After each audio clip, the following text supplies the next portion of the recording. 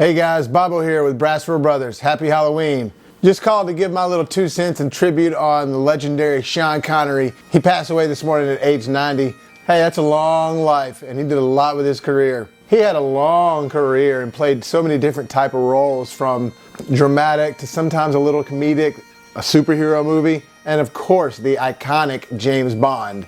I'm sure you all know he was the first one to portray the character of Bond and pretty much set the tone that all the actors soon to follow would follow that mold. Any actor that played James Bond after Sean Connery played him will straight up tell you that they analyzed his performance of Bond. When I was growing up, being a kid of fantasy and love and superheroes and stuff like that, you only had a couple of TV shows and pretty much Batman and Superman and Star Wars. And there were westerns and things like that, but then there was also James Bond. And when I was a kid, there was already a ton of them. But the original 6 films that Sean Connery did arguably set the tone for the entire series, because that character of Bond is sort of the coolest that adds to the rest of the story. Without the coolness of Bond, you don't really have anything that's interesting. I mean, yeah, there's espionage and spy stuff going on left and right, but Bond is what draws you into that, and Connery is the one that did it first. These 6 movies right here, I held on to dearly as a kid, as I did all the other ones, but these 6 films right here, like I said, set the tone for the entire franchise, and they changed my life. I held on to them dearly. I have the entire collection of the Bond films.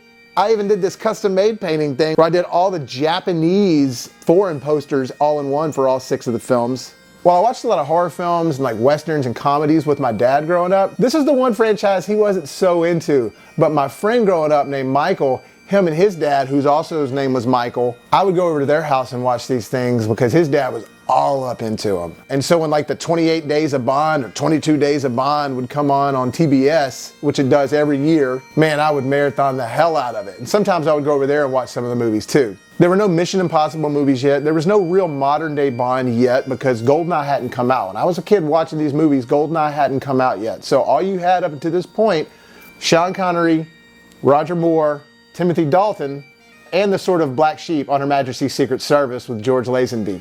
And there was the Casino Royale spoof with Woody Allen and David Niven. But anyways, I'm getting distracted. The Bond movies are what I had to hold on to as far as gadgets, cool stuff, movie magic, bigger and better every movie. And like I said, there was a ton of them. 6 of them with Connery alone. And he did come back for another stint in the 80s with Never Say Never Again. I love that one for its own steam, but it's definitely a Bond movie that's not really a part of the franchise. And then when you think Connery is kind of done with the whole action thing, he'd done a few dramas here and there. He had done a thriller called Just Cause, which was really good. Then he comes out with The Rock with Nicolas Cage and Ed Harris.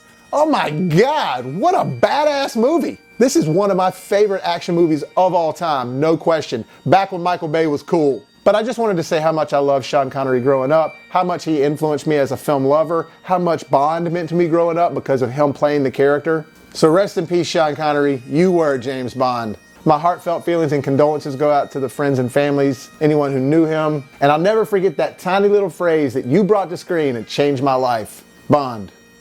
James Bond.